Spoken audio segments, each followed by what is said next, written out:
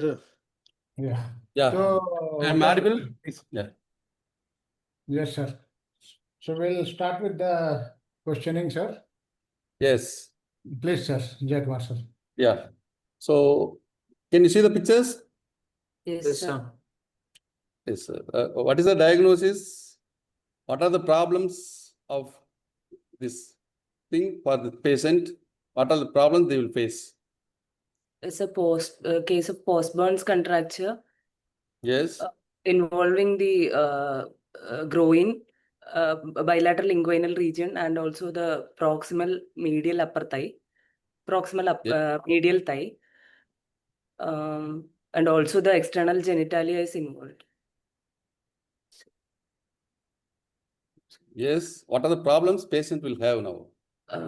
Patient will have the problems with ambulation and also the problems related to external genitalia. Like That's all. They will have recurrent urinary tract infection, poor the private part hygiene. Okay. Then can go for intertrigos, recurrent intertrigos. Yes. Most probably they will have problem in squatting. Yes, sir. Right. Squatting Yes. and urination defecation. That functional problem you have to tell. Okay. Yes, Is there any Jaykumar class? sir, Yeah, Jaykumar me. sir, anything you want here, the second team also you can pass on the question. Yes, ma'am. Okay. Yes, ma'am. Yes, yes. Okay. Okay. What will be the final diagnosis? It is a case of post-Burns contracture, groin, upper thigh, and lower abdomen. Okay. Is there any classification? Is there? You know any classification for Jaykumar, sir. when contract? Yes, sir. Jaykumar, sir, each of the question we will give 2 marks. You are satisfied with the first part? Or Yes. it is continuation with the same question? Second Like team. This is for the second team? Yes. Okay, second team, you tell about the classification. CMC? Team CMC, talk. Classification of groin and perineal postman contractures. There are 2 classifications. Tell me. Team CMC, can you hear us? Yes, sir. Question is direct question to you. Tell the classification for groin contracture. Not sure, sir. No. So would you pass it to Go to the... the team A. Not sure, sir. Okay. We will discuss in later. Okay. And then direct question to team A, sir. Yes. Now, Team A. team A. Yes, sir. Yeah. What is the incidence of this type of contracture? Incidence in adult and in pediatric. Team A. You know, incidence of this perineal and groin contracture in adults and in children. Approximately, it varies. No? Would you like to pass? Yes, yes, yes, sir. Okay. Team B.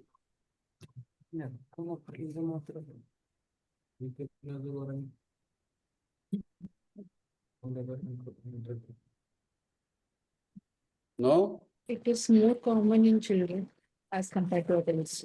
Yeah, it's common in children. Can you give the incidence approximately? Not sure, sir. Okay, you will get 1 point. 1 point. Okay, More sir. in children. Okay, sir. Pass. Okay. Yes. Direct question to team B now. Now team D. Yes, sir. What are the treatment options? Treatment options for this? Yeah, come. So we would like to do contracture release followed by internal pudendal artery based flap, first option, or a gracilis flap, second option, depending on the depth of the injury. ఎవరు రాజు వచ్చారా? And ఎవరు ఇచ్చింది వీరేష్ వాళ్ళు? Yes. bilaterally, sir. Yes. Yes. You have to release bilaterally, obvious. Yeah. Yes, sir. So full marks to team B, sir. No. I Sir, want more answers. contracture release followed by the internal pudendal artery based flap or and bilaterally. Or second option would be gracilis flap with skin grafting. This is muscle flap with skin Muscle grafting. flap, yes, sir. Muscle flap. Any other options?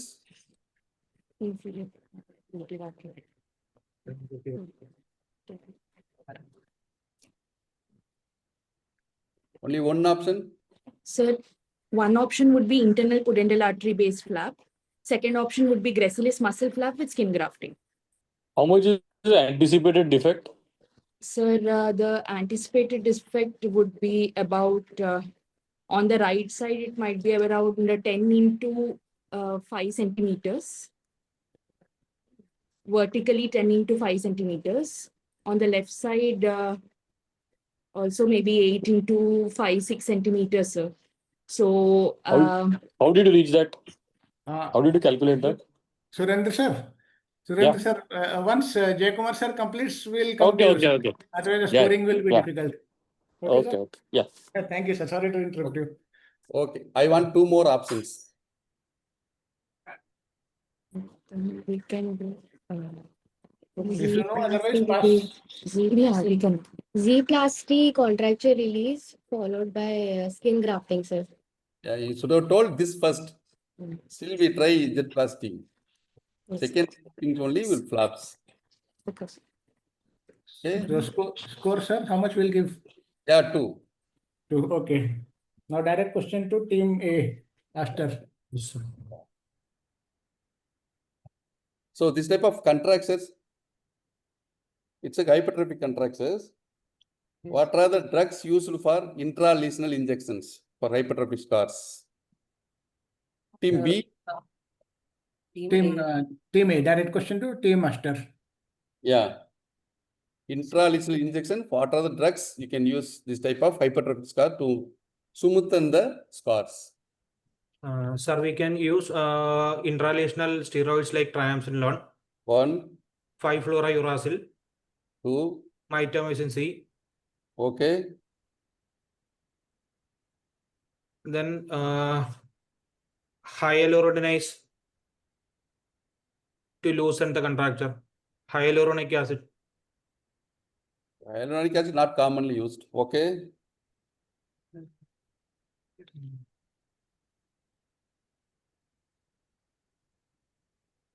That's all. Then it goes to the next team. 3 more drugs are there. Sir, OK 432, sir. Pardon me? OK 432.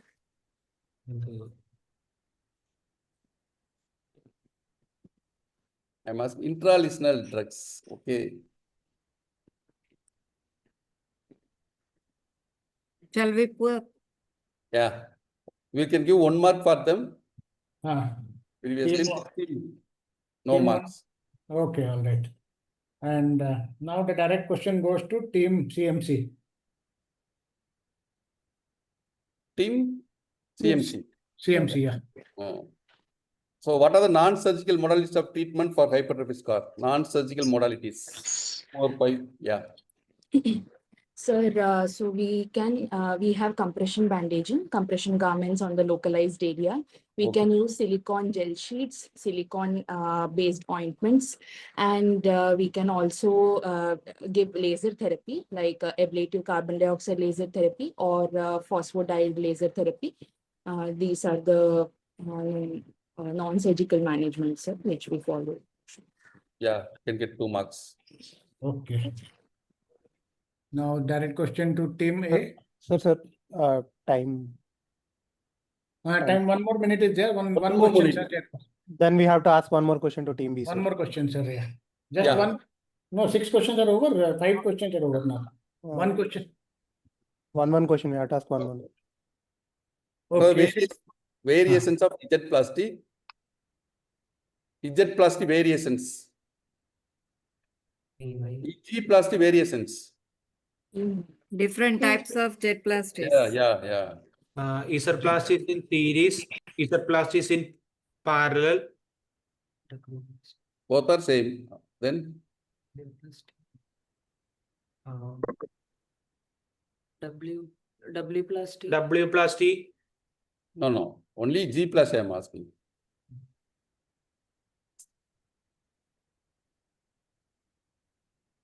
Next team. So 5-flap jumping man Z plastic, Yes. 4-flap and 3-flap square flap modification. Yes. Each team gets 1 mark. 1 mark. Yes. One last question. Yeah. What is the recent advances in management of this hypertrophy scar? Recent advances. Which team, sir? Which teams? CMC. Direct question Yes. for CMC. That question is here. Yes. Growth inhibitors can be given, and also hello. So growth inhibitors are Okay. Growth inhibitors to prevent the scar. Once yes, they sir. stop already, what are the recent advances? PRP, yes, sir. Plasma rich PRP is also explained, sir. Before that, Stem cells. okay. Next team. Sir, radiotherapy. Yes. One more. Fat. Yeah. Yes. Fat grafting. Yes. Each team gets 1 mark, sir. This time 1 mark. So Yes, that's sir. over for Jayakumar sir. Now second panelist. Yes, Dr. yes. Raj. Thank you, sir. Thank you. Thank you. Thank you, Devi, sir. So move again to the team A. You told about the diagnosis. There is a post-burn contracture. Anything you want to add? Something you missed your diagnosis. Post-burn contracture with complications are like vitiligo changes. It's not called vitiligo. Team B, you want to add? Pass to the team B. Team B. So post-burn hypopigmentation. Yes, hypopigmented patches. Okay. Hypopigmentation. So along with the post-burn contracture, you have to add hypopigmented patch. So team A again, what depth of burn it would? What marks you have to tell Team B B gets 1 mark. 1 mark, yes. Yeah, pass 1 mark they will get. Pass 1 mark. Okay. Now again, team A, what depth of burn it would be that caused this kind of contracture? Depth of the burn. There will be fascia depth. No, you have to classify it with the Degree.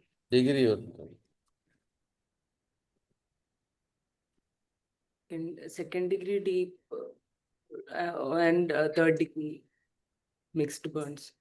Okay. Full thickness. Yeah. So it can be third degree full thickness burn that cause contracture. What other problems was there that 2 marks. Yes, 2 marks to team A. Full marks to team A. So this question to team B. Okay, so team B, what other problems apart from the depth of the burn, what other management was not done that leads to this kind of contracture? So early physiotherapy and early excision and grafting would have prevented this. Positioning of the child in the ward would have avoided the. What position will advise to the child, or what sprint test you will advise? We'll ask the child we'll place the pillows below the knee so that the knee is flexed. And how much angle has to be there? Then only you will get the full marks. Hip joint, how much it has to be abducted?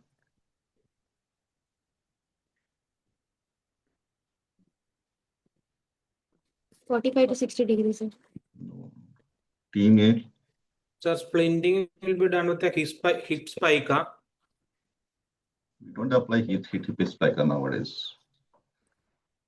Then we'll keep an angle of about 70 to 80 degree with each thighs with the groin. Okay. Abduction. Okay, so team B gets 1 mass. So the correct answer is you have to keep in the 15 to 30 degree of abduction, right? One mark each. Both Yeah, both one, one. yeah, not Yeah. to team B only, not to team A, not pass marks. Team B1. Yes. Now team A again. Why there is a hypopigmentation? Due to recurrent friction, sir. Recurrent friction. No. Friction Team B. and stretch. Why cause this hypopigmentation in burn?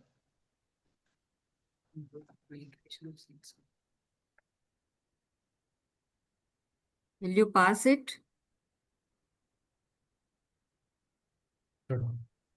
Because of the damage of melanocytes. Sir. You can pass it. Next team. Next team. Yes. Sir, this is since it is second degree deep to third degree deep burns, so the dermis is also involved, and the hair follicles with the even the basal layer and the melanocytes. I all these already things. gave you the clue. Anyway, again move to the team A.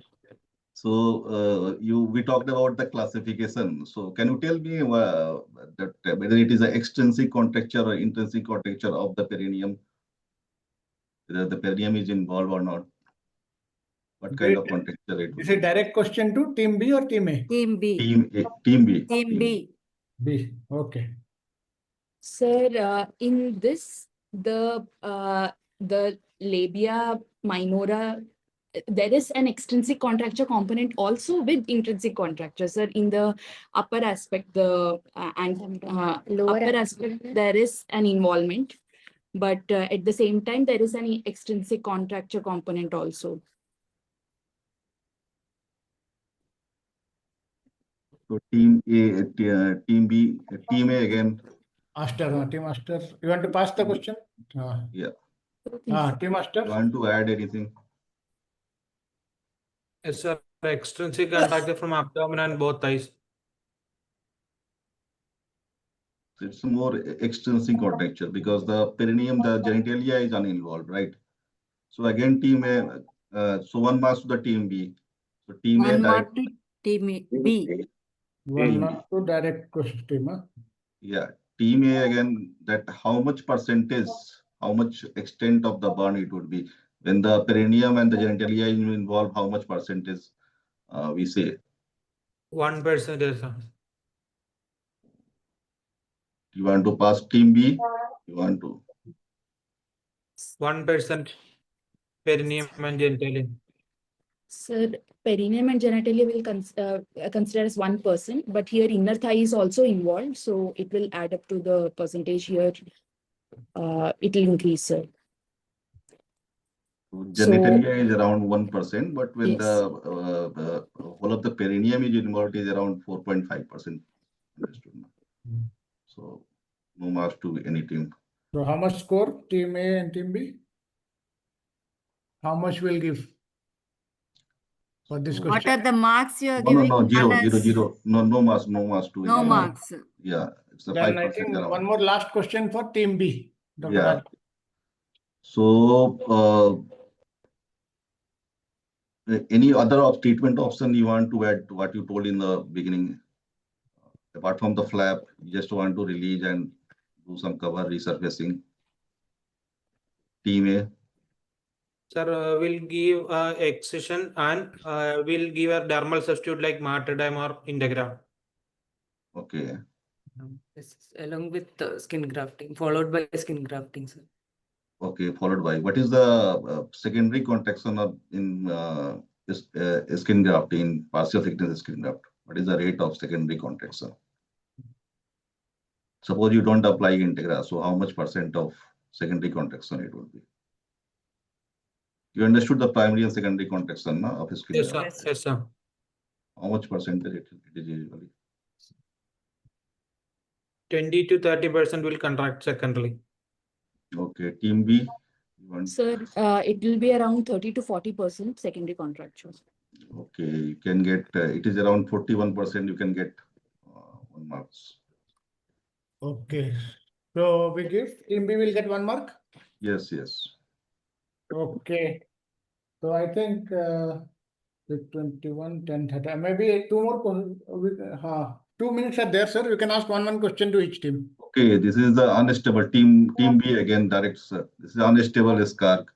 So this may turn into non-healing ulcer if you will just leave it and don't do anything. So can you tell me what is the long-term sequelae, long-term complication of non-healing ulcer in a burn wound?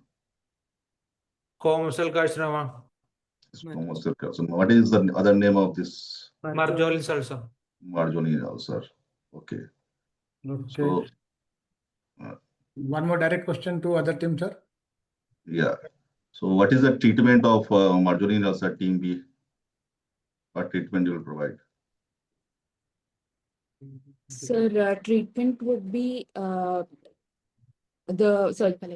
local excision with 2 centimeters margin with flap cover, sir, after confirmation with biopsy of the negative margins. Okay, they get that 2 marks.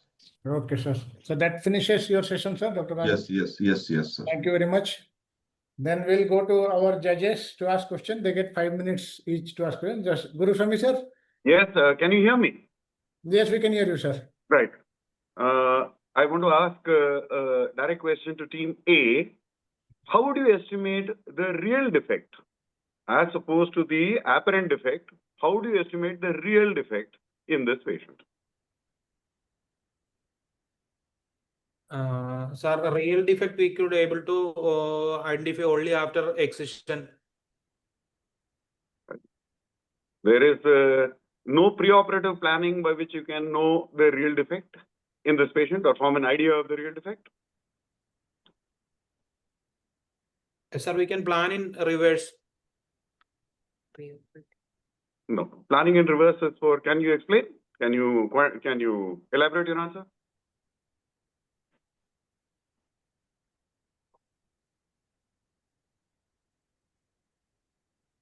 Sir, not Question sure. passes. Team B. So this apparent defect first we'll have to see in this patient, and for the true defect we need a similar kind of patient with age and stature, and from the bony prominences in this patient we'll mark it similarly on that patient, and then when that patient will have the entire opening up of the markings that we have done, then only we can preoperatively predetermine what will be the true defect on table post excision. Okay. Correct. What bony landmarks would you use in this case? Sir, the pubic symphysis, then the anterior superior iliac spine, then the ischium, ischial tuberosity, and the medial epicondyle of the femur. The pubic symphysis, ASIS, ischium,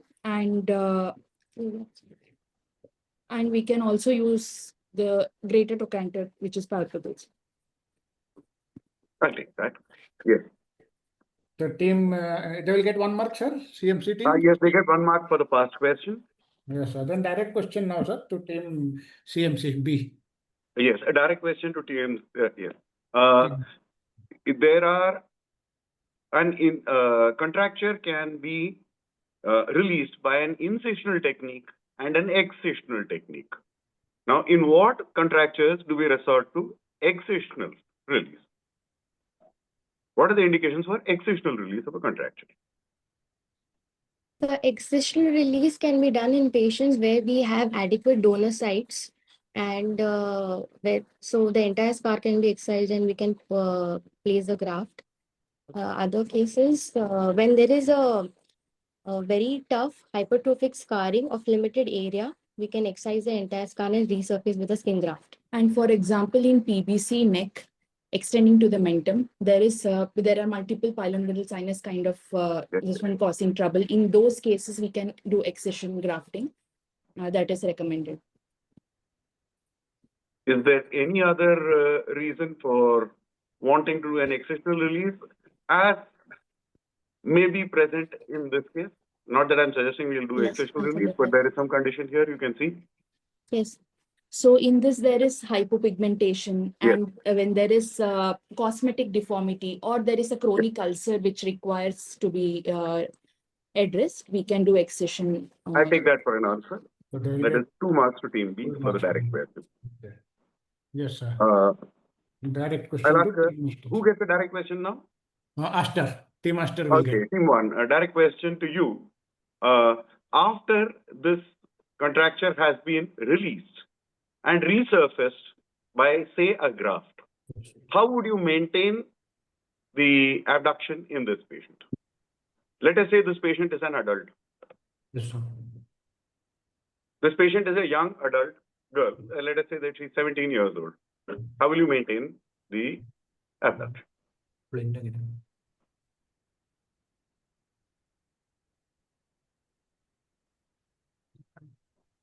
Sir, I will splint the both thighs, relieving the perineum opening.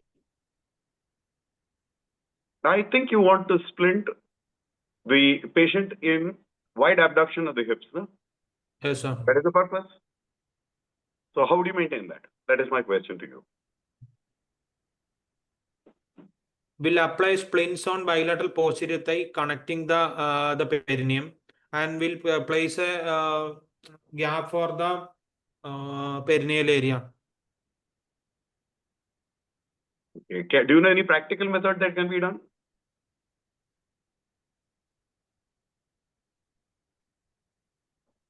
So some weight traction.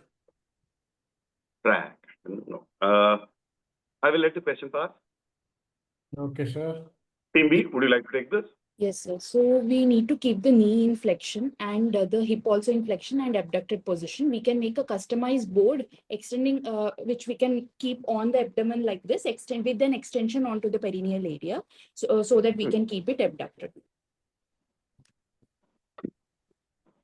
You know any simpler method?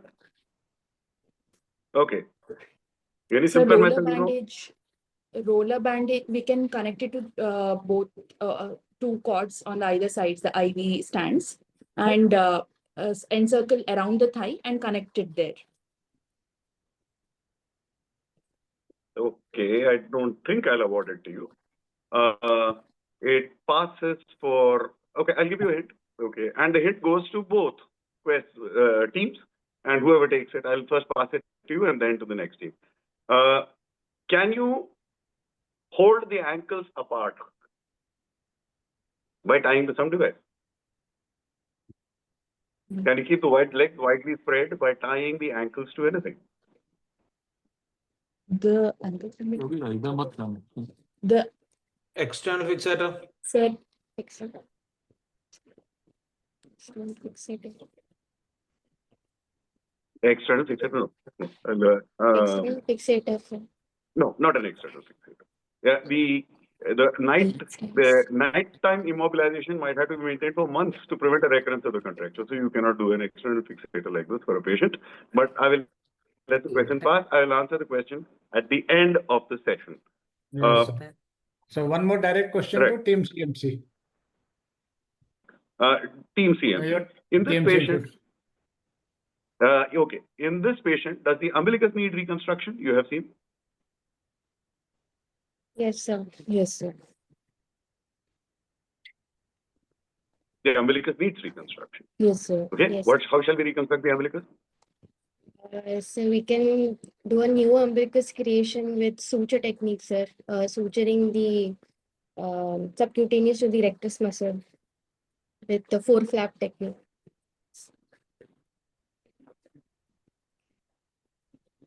Four flap. Any other technique you know? We are working in scarred skin here.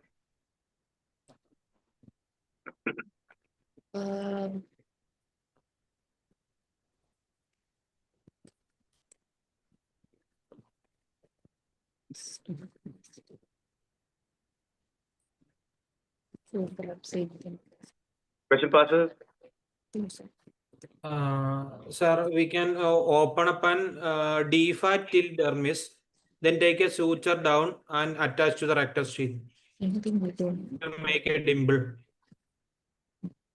Hmm.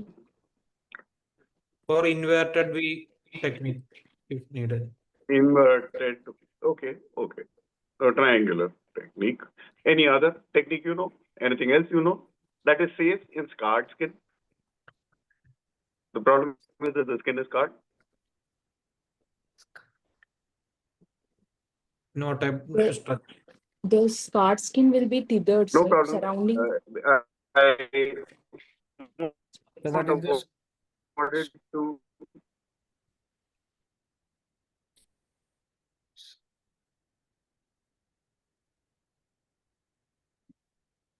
Yes. Is there time for more questions? Dr. Mahapatra? Yes, Okay, sir. I will No, sir. continue. Your time is up, sir. Your time is up. My time is okay. Okay, sorry to interrupt you. What is the last question? How much score will give, sir, for the last question? For the last question, you can give 1 mark to both teams, please. Okay, sir. Yes, sir. Thank you, sir. They answered it partially. They get 1 mark. Yes, sir. Yes, right, sir. Yeah. Thank you very much, sir. Now we'll go to Surendra Patel, sir, for the 5 minutes for both the teams.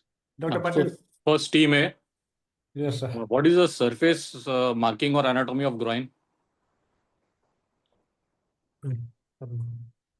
First of all, we have to mark the anterior superior iliac spine and pubic tubercle. And we'll draw a line joining these two. Then we'll palpate the femoral artery and also draw the femoral artery. And we'll take a two finger groin. Groin region. Okay. You said this is a groin contracture. Okay. That's what I want to know. Pubic tubercle and ASIS Yeah. can be connected and drawn a line, sir. That is medial and lateral, and superior and inferior. The thigh crease, groin crease. Thigh crease, groin crease. Okay, pass to team B. So it's the watershed or the junction between the lower abdomen and the starting of the thigh, sir. The crease, lower abdominal crease in the thigh. 4 finger widths above and 2 finger widths. Okay, so 2 points to team B. Now team B, the question is to you. Question to 1 mark. Team B will get 1 mark. Okay, 1 mark. Fine. Yes, sir. Now direct next, question to team B. Direct question to team B. Do you agree with the diagnosis that this is a groin contracture? Or you would like to change your diagnosis? Sir, perineal and medial thigh contractures. Why you're saying it's a perineal contracture? Because it is involving the anterior aspect of the perineum. It is involving. So there is an intrinsic component with an extrinsic component. So when you're saying perineum, again, perineum starts from where and ends where? Which is the area which you call perineum? It's a diamond-shaped area between the pubic tubercle, pubic symphysis in the middle to the anal verge opening behind. So it is involving the anterior Pubic symphysis. The pubic symphysis, pubic tubercle. Symphysis. Sure. What is that called? Perineal body.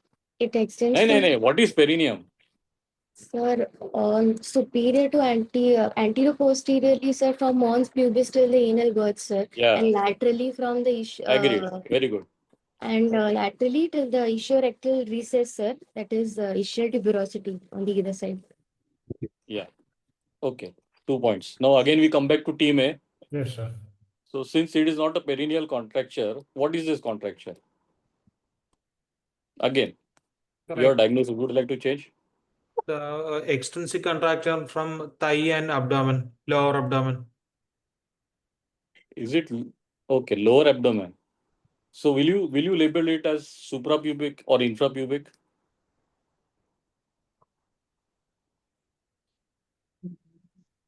The contracture, there is scarring on the lower abdomen, I accept that.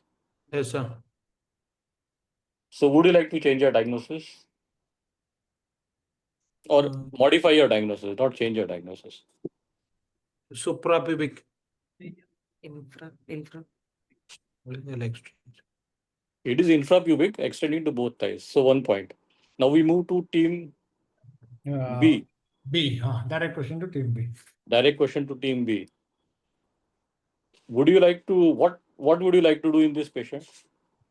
Patient is clean and draped on the table and you're called and you're asked to do the surgery. What will you do?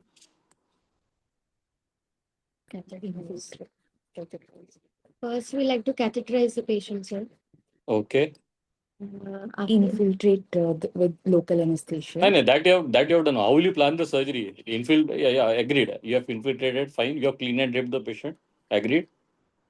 Now what First, will you do? This contraction band connecting both the medial thigh has to be released, followed by a release. Would you like to do incisional release or extensional release? Incisional release, sir. Okay. Why not excisional release? Sir, She is a first I female, so she has got hypopigmented patches, which is not acceptable. So justify why you want to do incisional release. I'm not saying you're wrong. So for donor sites, we are not able to correctly tell whether they'll be adequate or not for excisional release. That is one reason. Secondly, the point of her left thigh, she has got a lot of donor area. Don't worry. The left thigh has a lot of donor area. Okay, sir. So you have enough graft. You can take out ample amount of graft. Depending on the quality of the skin now after the incision, if after the incision till it opens up completely, and if it is not good, then we'll go ahead with the excision release, including the hypopigmented scars. So we will start with incising these bands, connecting bands, and then going on with excision release, depending on the two defects after opening up completely. And when you open up, how you are going to take incisions? So we will include all the hypopigmented skin on the inner aspect of the thigh, which is going up to the No. If you're doing an incisional release, as you're saying initially, yes, sir. okay, I give you 2 points. We'll go to the next team. Okay, sir, your time is up, sir. 5 Okay, minutes. fine. We'll go to the next spotter. Sorry to interrupt you. Yeah, no problem. Thank you, sir. So we'll go to the next spotter. Yeah. So now we'll have the question from Dr. Rajmanas, sir. Team B, right? Team B starts first, sir, here. Yeah, Team B, can you make your radiological diagnosis what it is? Yes, sir. So this is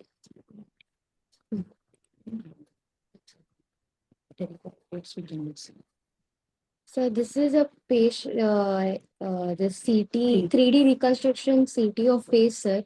This patient is having fracture of right side angle of mandible and right side infraorbital rim, zygomaticomaxillary process, and right side zygomaticomaxillary complex fracture.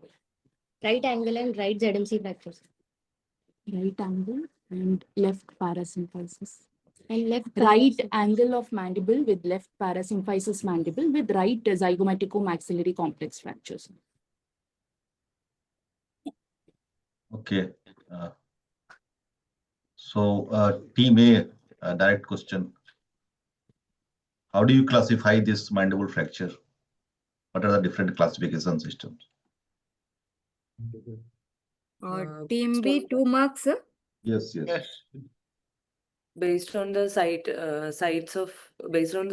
we can classify it as dentoalveolar, condylar, coronoid, body, angle, body, parasymphysial and symphysial fractures.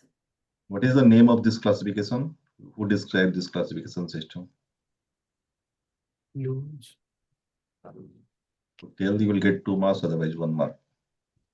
Lewis classification. Team B, pass to Team B. You want to add? Dingman and Nirvik, sir. Yeah, Dingman and Nirvik. So at the you get 1 mark. The next question to Team B again, direct question. What are the AO classification system, AO classification for the mandible fracture? So team B, sir. Yeah, Yes, yes. direct Yes. question. Sir, AO is classified with number, sir.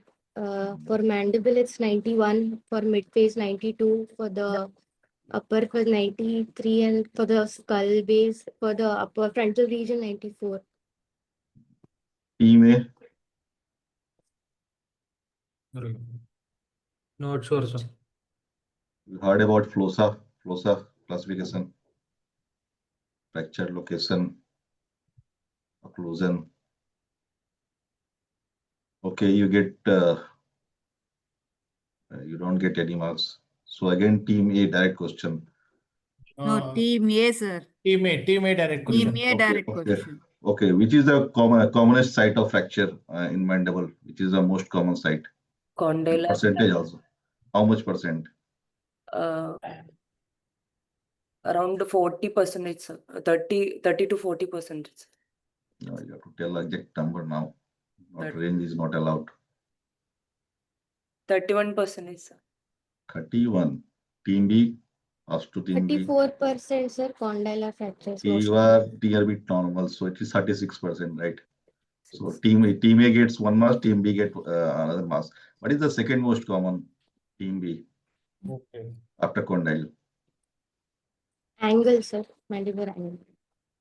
Angle. Team A, ask to team A, you want to Second part. after condyle.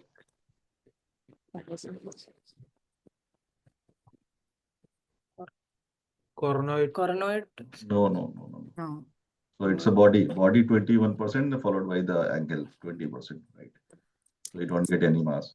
So again, team A, Yes. yeah. What are the different buttresses in the maxilla? So there are vertical buttresses and horizontal buttresses. Vertical buttresses is zygomaticomaxillary, nasomaxillary, and pterygomaxillary. Horizontal buttresses upper maxilla, upper mandible, lower mandible, and frontal, supraorbital, and intraorbital. You get 2 mass. So team A again, what is favorable and unfavorable fracture? Tell me from this picture only. But is it favorable or unfavorable? Sir, this is an unfavorable fracture, sir. Because the fracture at the angle is displaced up superiorly. So it is an unfavorable fracture, sir. So why it is displaced superiorly? You have to explain. Then only Because you'll of get 2 mass. because of the elevators, that is the masseter and other pterygoids, sir. Masseter and pterygoid. Okay, we'll give you 2 mass. So team B again, tell me the name of elevator muscles and the name of depressors muscles that causes this favorable and unfavorable healing. What are those elevator group of muscles and what are those depressor group of muscles? Levator is masseter, sir, and temporalis. Depressor and lateral pterygoids. Depressor is medial pterygoid. Depressors are?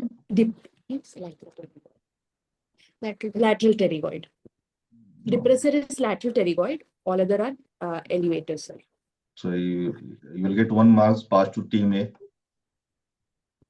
Tell me the depressors that. Depressors are lateral pterygoid. Then Mentalis. No. no.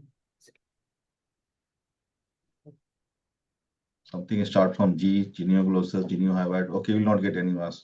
Move to the next. Team A again. It's like genioglossus, geniohyoid, and the mylohyoid and the digastric, right? These are the depressors. So again, how you are going to manage these fractures? So based on the Champy's system, we have to manage both compression and tension forces. So, sir, I'll have an intraoral How you are going to intraoral, assess intraoral things? sir. How you are going to access the intraoral way? So first of all, I'll check for the occlusion.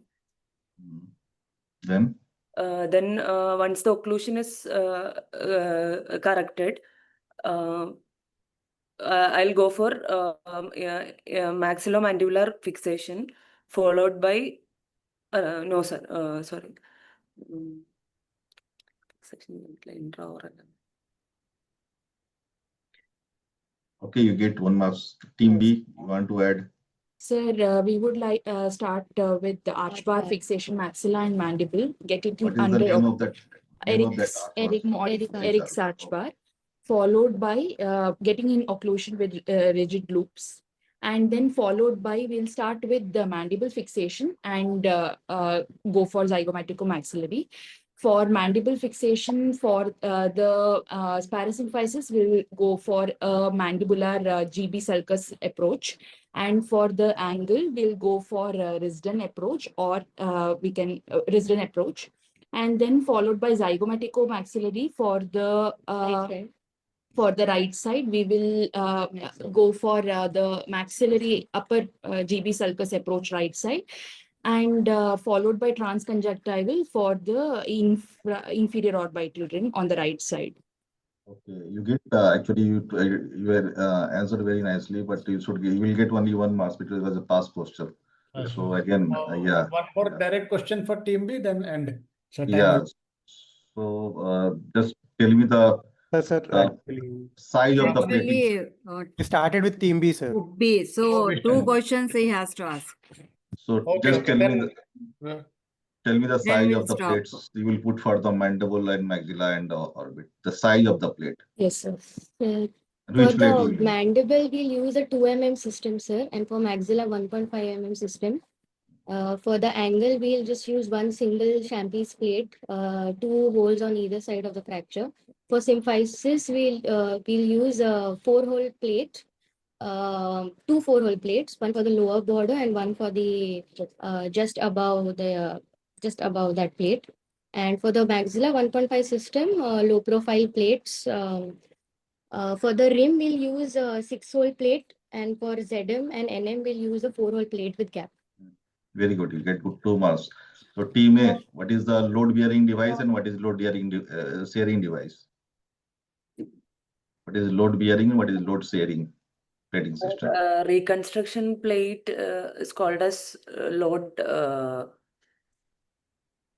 bearing plate, Okay. and a mini plate can be called as load sharing plates.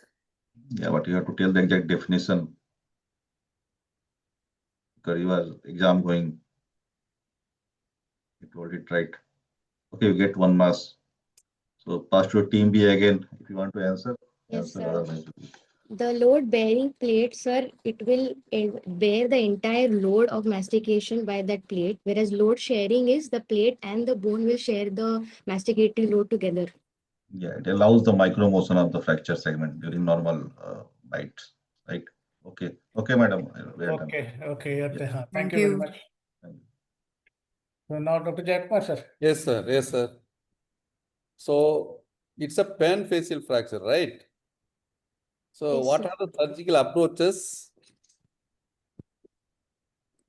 Sir, team, So sir. team A, Team B. Team B. direct question. Sir, so we have approaches.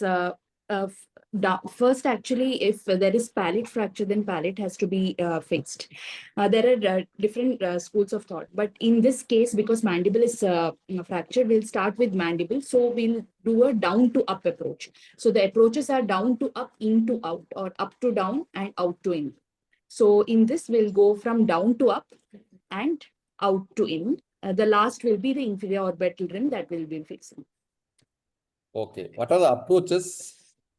Surgical approaches. You are telling the sequence. Up to down, down to up. Exposure, how will you expose various approaches? So for the inferior orbital rim, we have either the transconjunctival approach or the subciliary approach. or for the ZM fracture, we have the upper GB sulcus approach, which is commonly used. And for the angle of mandible fracture here, we can do a residence approach or Intraoral exposure of the fracture and transbuccal system fixation can also be done. And for the parasymphysis, we have the lower GB sulcus approach. We can do either external or internal, but then internal is preferable. Okay. We can give 2 marks, sir. Yes, sir. So when you do maxillomandibular fixation, Direct question for team A. team A, Yes, sir. what are the wiring techniques you know of for maxillomandibular wiring different techniques? Arch bar fixation. One, Then Interdental bearing. the dental wiring. There are 6 techniques are there.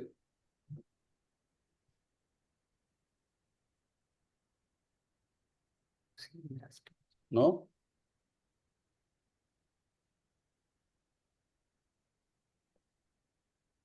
Can give 1 mark, sir. Go to team. Team Next B, pass. For different wiring techniques, one is IV loop technique, Gilmer wiring, Yes.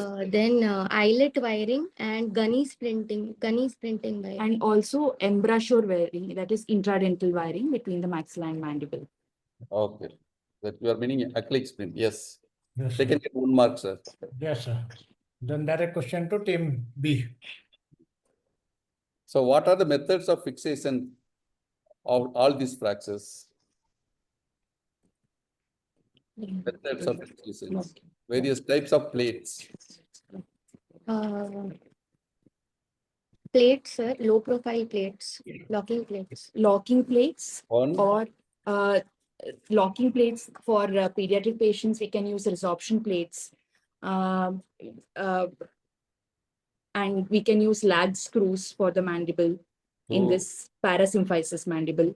And there are dynamic Compression plates.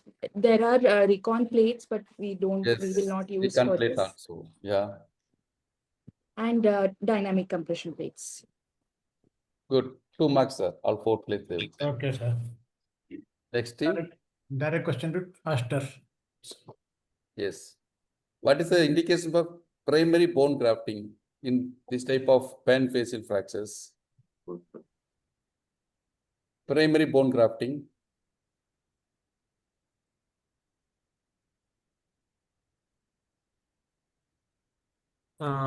First indication if there is a communication between the sinus and an orbit. Is it communication? No, a bone gap between the infra orbital rim and the maxillary sinus, or a supraorbital rim and the frontal sinus. No, I want specific answer. It's not.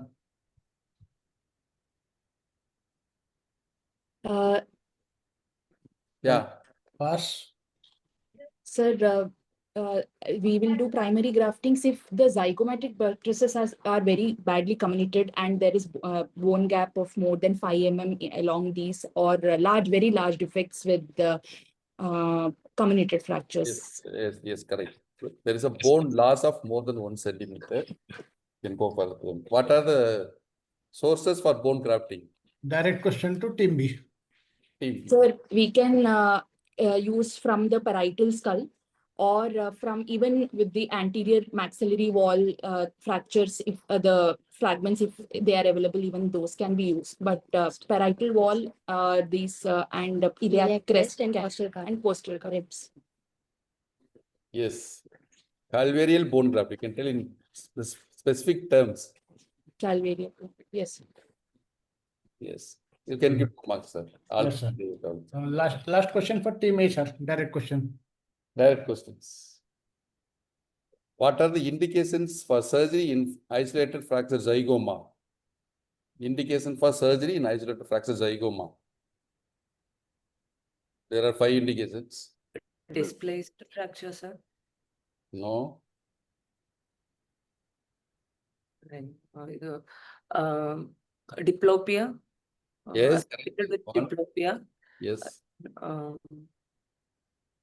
Severely commented. Simple question. We get only half mark. Last question to team B. So diplopia, enophthalmos, Yes. malocclusion, and infraorbital nerve loss of sensation. Yeah, okay. One more. And restriction of movements, extraocular muscle movements due to Yeah. muscle entrapment within. One more. And cosmetic reasons. Cosmetic. Yes. This trismus. Trismus. Yes. We can give 2 marks, sir. Okay, sir. Thank you, sir. Sir, your time is up, sir. Thank you very much, sir. Thank you very much. Thank you. Thank you, sir. Now we'll Thank go you, to the sir. Good. next judges, sir. Surendra Patil, sir, will ask the Team B. question to team B. Yes, Yeah, sir. so team B, the first question is, you see this patient in the casualty. You get a call in the casualty. What will you do in the casualty?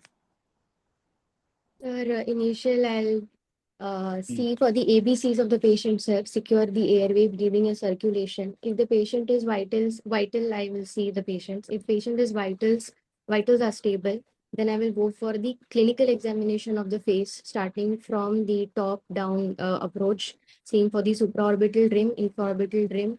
I will see the vision of the patient at 1 meter distance in all gazes. Then I will come lower down, see the extraocular muscle movements. Then any asymmetry of face on clinical examination, any hypothalamus. You have and examined the patient. Now what will you do? You have done all this examination. Now what will you do in the casualty? I like to investigate, sir. I'll get a CT, 3D reconstruction of the face with Before that, 1 mm cuts. Patient I'll check is the in pain. occlusion. Patient has a malocclusion with the fracture. Yes. You won't have a normal occlusion. Yes, sir. So what will you do? We will give analgesics, and also if there is a displaced mandible fracture, then we can put IV loops that will hold it stable, and the pain will reduce, and also it will prevent if there is a segmental fracture, any tongue for Any segmental, you are seeing the fracture segment in this patient. Yes, sir. What will you do? We can stabilize with IV loop the parasymphysis region. No, you can or you will? We will. You will. Acha, where will you put the loops? 1 tooth on either side, sir. Your canine. Which fractures? There are 2 fractures in the mandible. Sir. The parasymphysis one, sir. Okay, fine. 2 points. Next team. Team A. If the patient refuses resident incision, what incision you will take to fix the angle of the mandible? Team A. Sir, question once more. Team A, question is, if the patient is refusing resident incision for the angle fracture, how will you approach the angle of the mandible? Is there any other approach other than the resident incision to approach the angle of the mandible? Intraoral. Where exactly you will take the intraoral incision and GB sulcus, lower GB sulcus. 5 millimeter away from the GB sulcus, sir. And then how will you fix it? How big an incision do you take? 4 to 5 centimeter incision. Okay. What is the advantage of this incision over resident incision?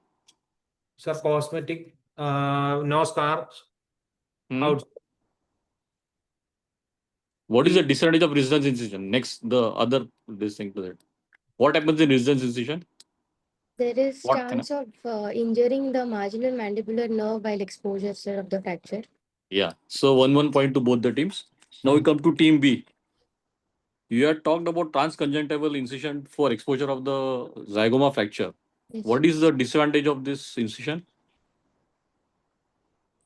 Sir, we will. Or what is the advantage and disadvantage? How you justify taking transconjunctival incision? There are 3 or 4 approaches. Yes, sir. Why do you prefer this? Yes, the advantage of transconjunctival is that we are reducing the chance of ectropion, which is more common in subciliary incision.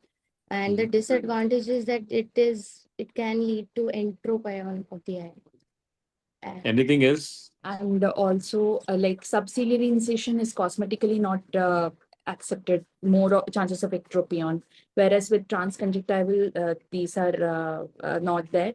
But at the same time, there can be like we have to protect the eye with corneal shield, and we will have to do a lateral canthotomy in transconjunctival for a better exposure. Okay, you get 2 points. Transconjunctival conjunctivitis chances increase. Again, cornea damage is much more. Subciliary, if you close properly, you should not get ectropion. Okay, that's next. We come to team A.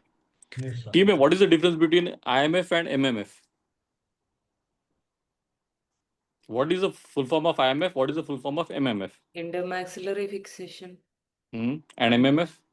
maxillomandibular fixations. What is the difference?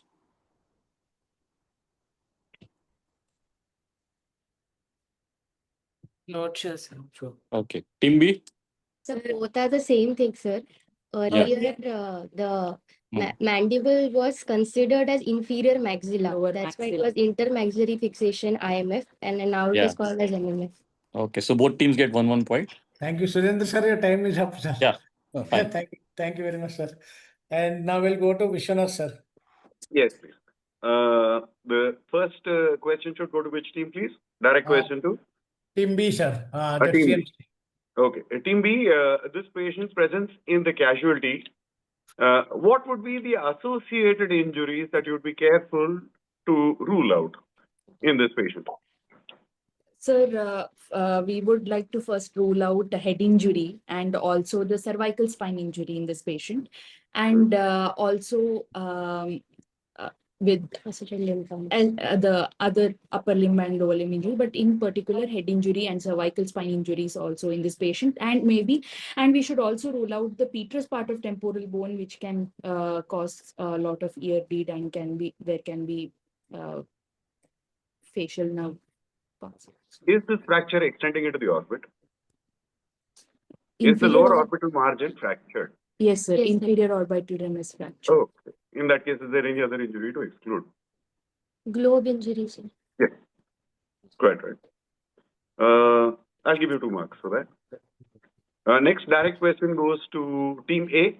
A. Right. Team A, in a mandibular fracture, when you're operating and fixing, under what circumstances would you require to extract a tooth? If the reduction is not possible with the presence of teeth, Okay. or the tooth What is does that mean if it is not possible because of the presence of teeth? There will be teeth. no, so the reduction means the teeth is hindering the reduction of the fracture, Okay. or the tooth is loose and the root is exposed, so that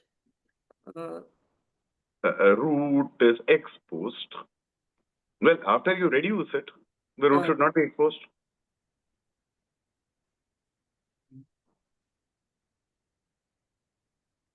The fractures extend to the alveolus or including the body.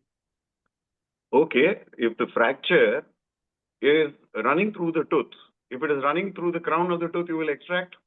Yes.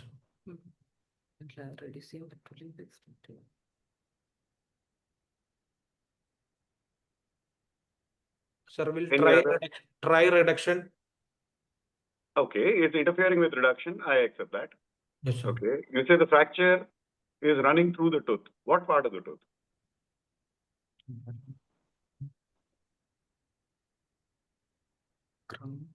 Okay, fine. Any other reason for wanting to extract the tooth? Look. Question passes. I'll give you 1 mark for that. Okay. Team 2. Team B. Sir, in a case of angle of mandible and intraoral approach or the Risdon approach, we will have to place the plate along the Champy's line. So it will require a last molar extraction. Moreover, because the distal screw might come at the root of the tooth, the last molar. So we will have to do a 3rd molar extraction and apply the plate. And if it is running through the root of the tooth or the tooth, we will have to extract. That is the answer I was looking for. If the fracture is across the root of the tooth, not the crown. you would have to. Any other reason for wanting to extract? If it's loose, sir, loose tooth need to be extracted. Anything more? Okay. If the tooth is unhealthy, if it's a carious tooth, you'd want to extract. Okay, I'll give you 1 mark there. Now, Direct the question to next Team direct CMC. question goes to Team A. CMC. B, sir. Team B. CMC. Yes. Please describe to me exactly the disturbance of occlusion in this case.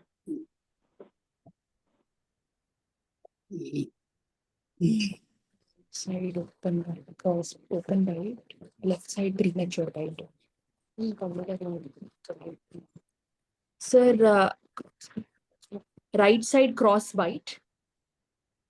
Cross bite. And anterior open bite on the right No, side. I sir. don't think the bite is cross bite. And open here in this what No, we that's can you were asked what is the disturbance of occlusion. You said on the right side it's a cross bite. Well, it's not a cross bite, so I can't allow that as an answer. And the question will have to pass. Team A. Yes. Please describe the disturbance of occlusion in this case. Malocclusion. Yes, I understand it's malocclusion. That's what I said. What is the disturbance of occlusion? Please describe the disturbance of occlusion.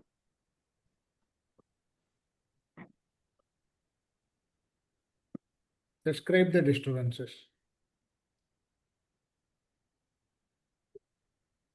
Well, I'll give you a hint. The other team said cross bite, and I didn't allow that. Okay, sir. The bite is not crossed. No, it is not crossed. The type 1 malocclusion, sir. Type 1 malocclusion. No. No. I'll give neither team a point in this case. I think. Okay. Now, direct question to There Team are A. two Team A. Team A, this patient presents with, in the casualty, this patient is seen to have trismus. He had difficulty in opening his, with jaw movements. What could be the possible causes of trismus in such a case? It could be due to the unfavorable fracture over the right side, sir, of the body of mandible, angle of mandible. Right. Now, why does that angle of mandible cause of trismus? Why? What is the mechanism by which it causes trismus?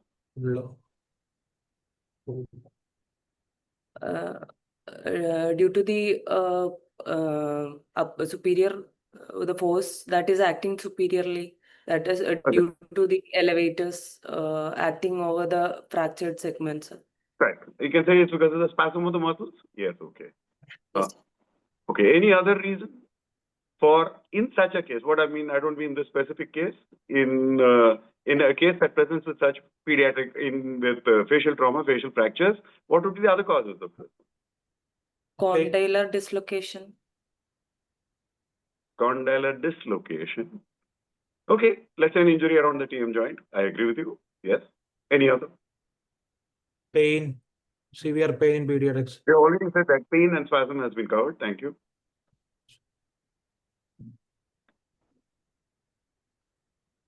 Question passes. Team B. the coronoid impingement can also cause trismus. Coronoid impingement, yes. I'll give you 1 mark there. Can you think of anything else? So if the condyle is injured and the fracture segment That is condyle already said when injuries around the TM joint, temporomandibular joint has already been mentioned. I'll let it go here. 1 mark to either team. So, okay, sir, that ends the time, sir. Thank you. Thank you very much, sir.